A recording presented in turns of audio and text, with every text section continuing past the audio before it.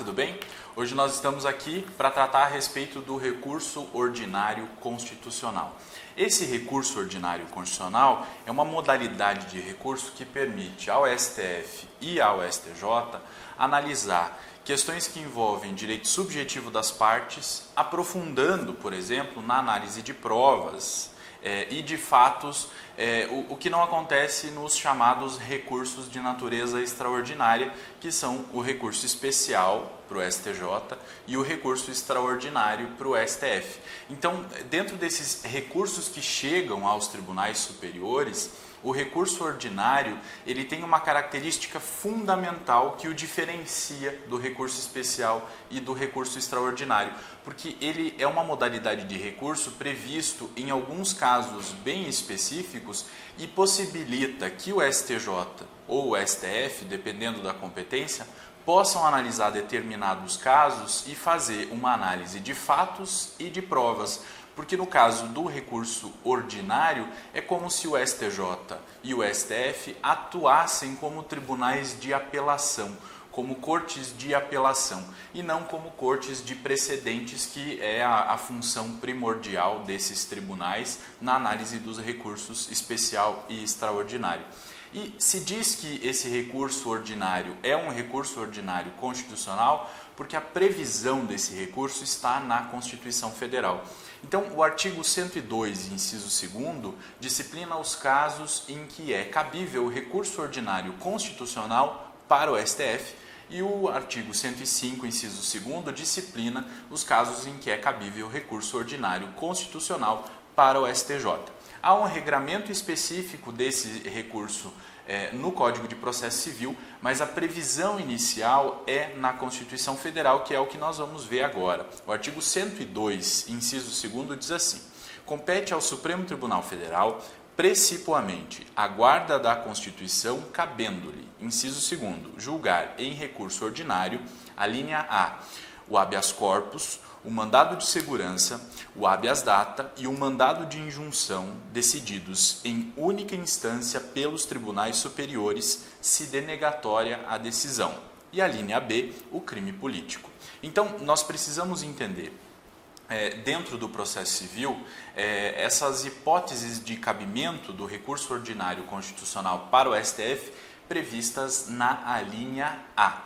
Habeas corpus, o mandado de segurança, o habeas data e o mandado de injunção, decididos em única instância pelos tribunais superiores. A primeira coisa, então, que nós precisamos entender é: habeas corpus, mandado de segurança, habeas data e mandado de injunção não são recursos, eles são ações constitucionais. Uma vez que essas ações constitucionais tenham sido propostas diretamente nos tribunais superiores, nas hipóteses em que elas são cabíveis, que essa propositura dessas ações é cabível nos tribunais superiores, se a ordem ao final do processo for denegatória, ou seja, se a ação, tanto o habeas corpus, o mandado de segurança, o habeas data ou o mandado de injunção, for julgada improcedente, na hipótese de se analisar o mérito da ação, ou mesmo se essas ações forem extintas sem análise do mérito, quer dizer que nós tivemos uma decisão denegatória. E aí vai caber ao autor a possibilidade de manejar o recurso ordinário para o STF. E o STF, então, neste caso, vai ser a segunda instância nessas ações constitucionais que forem propostas diretamente nos tribunais superiores. E como tribunais superiores nós temos que entender STJ, TST, o TSE, o Superior Tribunal Militar, são tribunais previstos pela Constituição, como tribunais superiores. Se então houver uma ação constitucional de habeas corpus, mandado de segurança, habeas data ou mandado de injunção diretamente nesses tribunais superiores, e se a ordem for denegada nessas ações, ou essas ações forem extintas sem análise do mérito, vai caber recurso ordinário para o STF. E é isso que está prevendo o artigo 102, inciso 2º da Constituição Federal. Ok? Então é muito importante entender que habeas corpus, mandado de segurança, habeas data e mandado de injunção não são recursos. É comum que haja essa confusão. Em alguns casos, há pessoas que fazem associação do conceito de habeas corpus, mandado de segurança, habeas data e mandado de injunção com o conceito de recursos. Mas a natureza jurídica deles é de ação constitucional para proteger determinados direitos específicos, né, que a Constituição entendeu que são importantes o suficiente para haver a previsão de uma ação constitucional específica para a sua proteção, ok? E mesmo no processo civil é possível que se fale em cabimento de habeas corpus, né? Geralmente ele é muito mais comum no processo penal, porque o habeas corpus, nós sabemos, ele serve para a proteção da liberdade do indivíduo, né? O direito de ir e vir. Nesse caso, no processo civil, é possível também o cabimento de habeas corpus, justamente naqueles casos em que se determina a prisão civil do devedor de alimentos, né? Então, se houver essa hipótese, nós vamos ter uma hipótese de habeas corpus de natureza civil. E aí vão incidir nesse caso as regras previstas no Código de Processo Civil, ok? Muito bem. O artigo 105, inciso 2º, vai tratar da competência do STJ e vai dizer, nesse caso, quando será cabível recurso ordinário para o STJ. E diz o seguinte: compete ao Superior Tribunal de Justiça, inciso 2º, julgar em recurso ordinário, a linha A, os habeas corpus decididos em única ou última instância pelos tribunais regionais federais ou pelos tribunais dos estados, do Distrito Federal e territórios, quando a decisão for denegatória. Então, sempre que se estiver diante de habeas corpus, aqui para o nosso caso do processo civil, tem que ser um habeas corpus de natureza civil, que foi decidido em única, ou seja, o habeas corpus foi proposto diretamente no tribunal, ou última instância, nos tribunais regionais federais, ou nos tribunais de justiça dos estados ou do Distrito Federal, vai caber recurso ordinário para o STJ. Então, nesse caso, o STJ vai fazer a análise dos fatos e das provas relativos àquele habeas corpus, né, e vai julgar aquele habeas corpus em grau de recurso por meio do recurso ordinário. A linha B fala do cabimento de recurso ordinário contra decisões denegatórias proferidas em mandados de segurança decididos em única instância pelos tribunais regionais federais ou pelos tribunais dos estados, do Distrito Federal e territórios.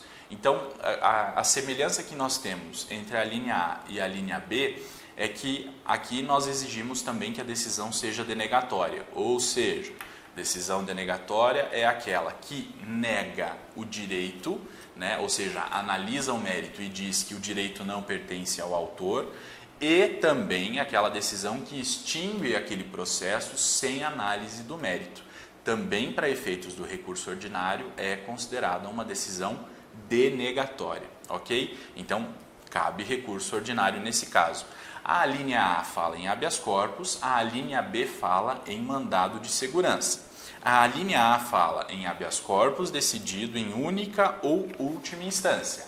A linha B fala em mandado de segurança decidido em única instância por um tribunal regional federal ou por um tribunal de justiça, né? Essa é uma diferença fundamental entre as alíneas. E a linha C vai tratar do cabimento de recurso ordinário nas causas em que forem partes Estado estrangeiro ou organismo internacional, de um lado, e do outro, município ou pessoa residente ou domiciliada no país. E aqui nós temos um caso bem curioso, né? Porque essas ações, causas em que forem partes Estado estrangeiro ou organismo internacional de um lado, e de outro, município ou pessoa residente ou domiciliada no Brasil, são de competência da Justiça Federal. Então, essas causas vão ser propostas na primeira instância da Justiça Federal. E contra as decisões proferidas nessas causas, vai caber recurso ordinário diretamente para o STJ, conforme a previsão do artigo 105, inciso 2º, a linha C. Ok? Então, é bem importante a gente entender isso, porque daí não vai caber recurso para o Tribunal Regional Federal. Já vai caber recurso diretamente ao STJ. E não é recurso especial, é o recurso ordinário constitucional, conforme diz o inciso 2º, a linha C do artigo 105 da Constituição. ok? Essas então são as hipóteses de cabimento e nós podemos perceber que são hipóteses bem específicas de cabimento do recurso ordinário constitucional e são bem específicas, repetindo, porque a função essencial do STF e do STJ é promover a uniformização do entendimento. O STF vai promover a uniformização do entendimento a respeito da interpretação da Constituição. E o STJ vai fazer a uniformização do entendimento a respeito da interpretação da lei federal infraconstitucional. Essa é a função primordial desses tribunais. Mas a Constituição prevê, além disso, em caráter excepcional, a competência para julgamento em recurso ordinário, nesses casos previstos nos incisos segundos do artigo 102 e do artigo 105, ok? Vai destoar, então, essas competências do recurso ordinário destoam um pouco da competência para o recurso especial e o recurso extraordinário, porque a função do STJ e do STF no julgamento do recurso ordinário é sensivelmente diferente da função que esses tribunais desempenham no julgamento do recurso especial e do recurso extraordinário. Porque no recurso especial e extraordinário, o que se quer é firmar uma tese para uniformizar o entendimento a respeito da questão que está sendo discutida naquele caso. Já no recurso ordinário, não se quer firmar uma tese, porque a função tanto do STF quanto do STJ, nesse caso, é diferente. É uma função de corte de apelação. Então, eles vão analisar fatos, eles vão analisar provas nesse recurso ordinário constitucional, ok? Lá no CPC, a previsão desse recurso ordinário consta dos artigos 1027 e 1028. E aí, o artigo 1027, nos seus dois primeiros incisos, ele vai disciplinar sobre a competência do STF e do STJ e ele basicamente repete aquilo que já estava na Constituição Federal, focando, obviamente, nas causas de natureza civil, porque é o Código de Processo Civil, né? Então, ele estabelece nesses dois incisos ali essas competências. O parágrafo 1º do artigo 1027 fala a respeito dos processos referidos no inciso 2º, a linha B, que são os processos, os recursos ordinários de competência do STJ, interpostos nos processos em que forem partes, de um lado, o Estado estrangeiro ou organismo internacional, e de outro, um município ou uma pessoa residente ou domiciliada no Brasil. E aí ele diz que nesses processos, contra as decisões interlocutórias, caberá agravo de instrumento dirigido ao STJ nas hipóteses do artigo 1015. Isso quer dizer o quê? Se acontecer alguma das hipóteses previstas lá no artigo 1015, naqueles processos que tramitam na primeira instância da Justiça Federal, tendo de um lado um Estado estrangeiro ou um organismo internacional e de outro um município ou uma pessoa residente ou domiciliada no Brasil, nas decisões interlocutórias que se enquadrarem naquelas hipóteses do 1015, cabe recurso de agravo de instrumento. E esse recurso de agravo de instrumento não vai ser interposto no Tribunal Regional Federal. Ele vai ser interposto diretamente no STJ. É isso que está dizendo o parágrafo 1º do artigo 1027. Ok? Já o parágrafo 2º diz que aplica-se ao recurso ordinário o disposto nos artigos 1013, parágrafo 3º, e 1029, parágrafo 5º. E aí nós precisamos ir lá no artigo 1013, parágrafo 3º, para saber sobre o que ele disciplina. E ele diz, o 1013, o caput, diz que a apelação devolverá ao tribunal o conhecimento da matéria impugnada. O parágrafo 3º diz: se o processo estiver em condições de imediato julgamento, o tribunal deve decidir desde logo o mérito quando, inciso 1º, reformar sentença fundada no artigo 485, que são aqueles casos de sentenças proferidas em processos que resultam na extinção do processo sem análise do mérito. E no inciso 2º, decretar a nulidade da sentença por não ser ela congruente com os limites do pedido ou da causa de pedir. Inciso 3º, constatar a omissão no exame de um dos pedidos, hipótese em que poderá julgá-lo. E o inciso 4º, decretar a nulidade de sentença por falta de fundamentação. Então, nesses casos aqui, são aplicáveis também essas hipóteses para o recurso ordinário.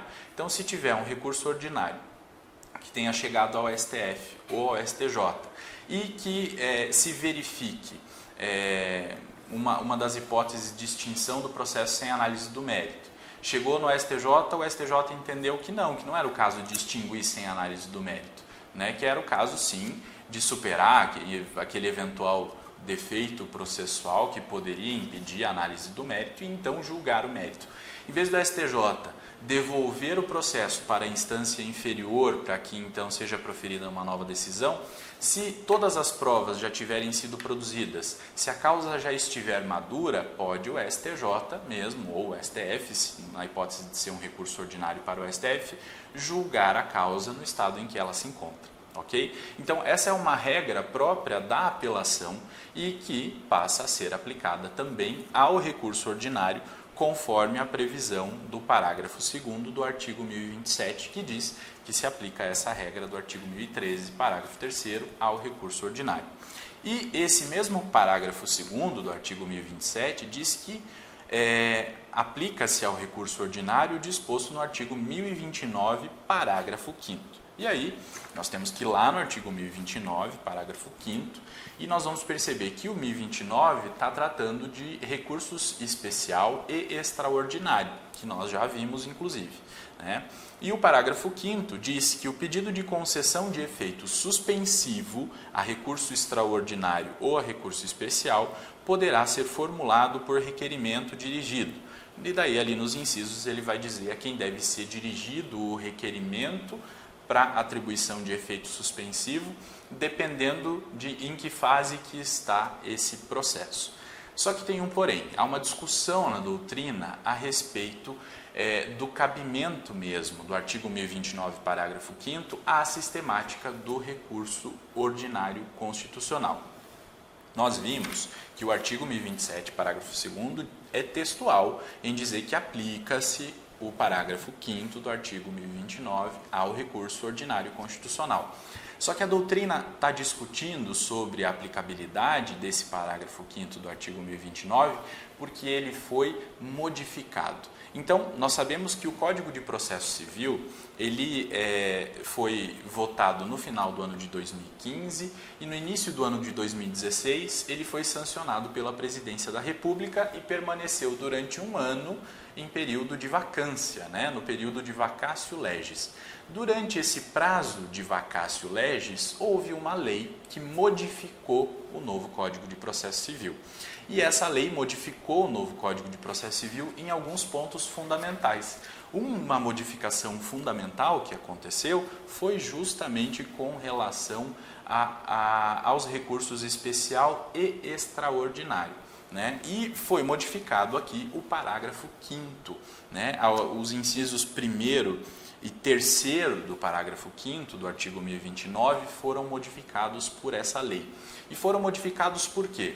Como nós vimos quando nós estudamos recurso especial e recurso extraordinário, a proposta original do novo CPC era de que o exame de admissibilidade do recurso especial e do recurso extraordinário não fosse mais feito, como era feito no CPC de 73, no juízo aquó, né, no juízo da segunda instância, no juízo que havia proferido o acórdão contra o qual foi interposto o recurso especial ou o recurso extraordinário. O que se quis na redação do novo CPC, aquela que foi aprovada inicialmente e sancionada, foi que o exame de admissibilidade do recurso especial e do recurso extraordinário fosse feito diretamente pelos tribunais superiores, pelo STJ ou pelo STF, dependendo do tipo de recurso que fosse interposto. Entretanto, houve aí uma grande movimentação desses tribunais que pressionaram o Poder Legislativo brasileiro, que editou uma nova lei, a Lei 13.256 de 2016, que modificou essa sistemática no novo Código de Processo Civil antes mesmo de ele entrar em vigor, antes mesmo de terminar o período de vacatio legis. E nessa modificação nós voltamos ao sistema do CPC de 73, ou seja, o exame de admissibilidade do recurso especial e do recurso extraordinário é feito em dois momentos. no primeiro momento pelo juízo a qual, ou seja, pelo Tribunal de Justiça ou pelo Tribunal Regional Federal, e num segundo momento, então, pelo STF e pelo STJ. Né? Então, nós voltamos a essa dinâmica que se pretendeu revogar com a mudança do Código. Né? Então, acabou não havendo mudança efetiva, porque, muito embora o texto original do novo Código tenha pretendido a mudança, essa lei que veio antes de o Código entrar em vigor, durante o período da vacatio legis, modificou esse sistema, né? E então passou a haver, no novo Código de Processo Civil, 2 exames de admissibilidade do recurso especial e do recurso extraordinário. E aí a discussão que a doutrina trava, e eu recomendo que vocês leiam principalmente o posicionamento do professor Fred Didier Júnior e do professor Leonardo Carneiro da Cunha no curso de Processo Civil, de Direito Processual Civil, pela editora Juspodium, num determinado sentido. Há outros doutrinadores, por exemplo, como o professor Alexandre Freitas Câmara, que entendem num sentido contrário, né? Porque no recurso ordinário, o professor Alexandre Freitas Câmara diz que se deve adotar a sistemática da apelação, porque a natureza jurídica dele é muito assemelhada à natureza jurídica da apelação. Já os professores Fred Didier Júnior e Leonardo Carneiro da Cunha defendem que não, que nesse caso, para atribuição do efeito suspensivo, deve-se obedecer o disposto no parágrafo 5º do artigo 1029. Né? Então, o professor Alexandre Freitas Câmara defende no seu livro que houve com essa mudança que aconteceu no novo Código de Processo Civil, antes mesmo de ele entrar em vigor, ele defende que aconteceu uma revogação tácita do que estava previsto lá no artigo 1027, parágrafo 2º, para dizer que então não cabe mais a aplicação do artigo 1029, parágrafo 5º. Já os professores Fred Didier Júnior e Leonardo Carneiro da Cunha entendem que sim, que aplica-se o disposto no artigo 1029, parágrafo 5º, que não ocorreu a revogação tácita do que está contido lá no artigo 1027, parágrafo 2º. Né? Então, nós precisamos agora aguardar para ver como a doutrina vai continuar se posicionando a respeito disso e principalmente saber depois como os tribunais vão se posicionar com relação a isso. O que o professor Alexandre Freitas Câmara defende é que se aplique para a atribuição do efeito suspensivo o contido no artigo 1012, que trata da apelação. E os professores Fred Didier Júnior e Leonardo Carneiro da Cunha defendem que não, que se deve aplicar ao recurso ordinário para fins de saber se ele vai ter efeito suspensivo e como se deve obter esse efeito suspensivo, que se deve aplicar então o parágrafo 5º do artigo 1029, que trata da atribuição de efeito suspensivo aos recursos especial e extraordinário. De todo modo, nós temos que aguardar para ver como essa discussão vai desaguar, né? Onde ela vai desaguar e para que lado que os tribunais irão na análise dos casos concretos que chegarão a eles, certo? Prosseguindo, o artigo 1028 fala que ao recurso mencionado no artigo 1027, inciso 2º, a linha B, aplicam-se quanto aos requisitos de admissibilidade e ao procedimento as disposições relativas à apelação e o regimento interno do Superior Tribunal de Justiça. Ele está tratando aqui, quando o artigo 1028, caput, faz menção ao artigo 1027, inciso 2º, a linha B, está tratando daqueles processos que tramitam na primeira instância da Justiça Federal, né, em que são parte um organismo internacional ou um Estado estrangeiro de um lado e de outro, um município ou uma pessoa domiciliada ou residente no país, que se vai aplicar as mesmas regras com relação a requisito de admissibilidade e procedimento relativas à apelação e adequando-se a isso o regimento interno do STJ. Já o parágrafo 1º diz que na hipótese do artigo 1027, parágrafo 1º, aplicam-se as disposições relativas ao agravo de instrumento e o regimento interno do STJ. Está tratando daqueles casos de decisões interlocutórias proferidas nesses processos aí, envolvendo organismo internacional ou Estado estrangeiro, né? E aí se aplicam as disposições. O que o artigo 1028, no caput, no parágrafo 1º, faz é uma diferenciação. Então, se estiver diante de um recurso ordinário interposto contra uma sentença, nesses casos do inciso 2º do artigo 1027, a linha B, vão se aplicar as regras da apelação. Se estiver diante de um agravo de instrumento interposto contra a decisão interlocutória, nesses casos específicos, vai haver então a incidência das regras relativas ao agravo de instrumento, aliadas às regras relativas ao regimento interno do STJ. Já o parágrafo 2º do artigo 1028 diz que o recurso previsto no artigo 1027, incisos 1º e 2º, a linha A, deve ser interposto perante o tribunal de origem, cabendo ao seu presidente ou vice-presidente determinar a intimação do recorrido para, em 15 dias, apresentar contrarrazões. Então, quando ele fala do artigo 1027, incisos 1º e do 2º, e a linha A do inciso 2º, ele está tratando daqueles recursos ordinários interpostos contra sentenças denegatórias das ações constitucionais, né, que caibam nos tribunais superiores, daí nós vamos ter recurso ordinário para o STF, ou nas ações constitucionais julgadas nos tribunais regionais federais ou tribunais de justiça, que daí caiba recurso para o STJ. Das sentenças vai caber recurso ordinário, naqueles casos específicos dos incisos 1º e 2º do artigo 1027 e na linha A do inciso 2º do artigo 1027.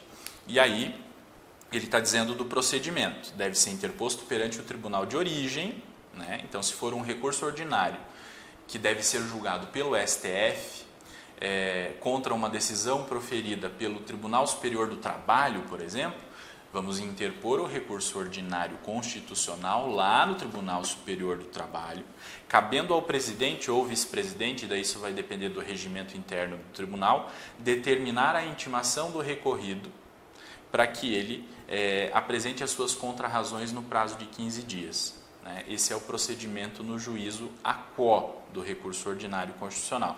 E aí o parágrafo 3º diz que, fim do prazo referido no parágrafo 2º, os autos serão remetidos ao respectivo Tribunal Superior, independentemente do juízo de admissibilidade. Né?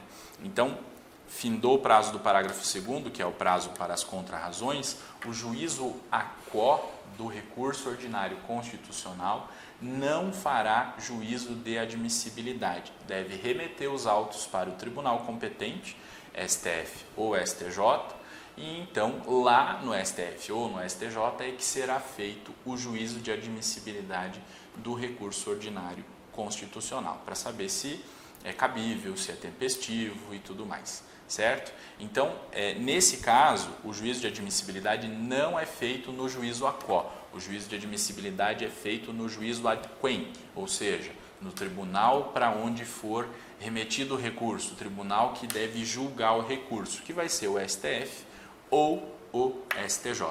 E aqui é justamente mais nesse ponto que reside aquela polêmica doutrinária, né? Porque quem defende, por exemplo, que se aplicam as regras para concessão de efeito suspensivo próprias da apelação, se baseia justamente no parágrafo 3º para dizer, olha, o juízo de admissibilidade é idêntico ao da apelação. O juízo a quo, que é aquele que proferiu a decisão contra a qual vai ser interposto o recurso ordinário, não faz juízo de admissibilidade no recurso ordinário e não faz juízo de admissibilidade também na apelação. Nesse caso, eles são idênticos.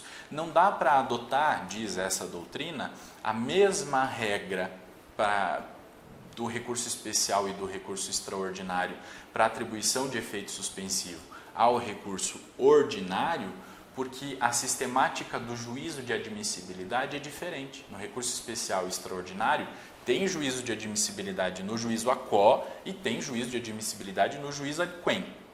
No recurso ordinário constitucional, não. No recurso ordinário constitucional, só tem juízo de admissibilidade no juízo ad quem, ou seja, para onde eu vou destinar aquele recurso. Ok? Então, essa é a grande discussão a respeito do recurso ordinário constitucional. E essas são então as lições que nós temos que entender a respeito desse recurso. Só reforçando, nessas hipóteses de cabimento do recurso ordinário constitucional para o STF e para o STJ, nas hipóteses de ações constitucionais, a decisão tem que ser denegatória, ou seja, ela tem que negar o direito, julgar improcedente a ação, analisando o mérito, ou extinguir o processo sem análise do mérito. Então, tem que ter uma sentença desfavorável para o autor da ação. E é o autor da ação nessas hipóteses, do artigo 1027, inciso 1º, e do artigo 1027, inciso 2º, a linha A, que são recursos próprios do autor da ação constitucional, certo? Porque a decisão tem que ser denegatória, seja analisando o mérito, seja extinguindo o processo sem análise do mérito, ok? Era isso então sobre recurso ordinário constitucional. Nos vemos na próxima. Até já!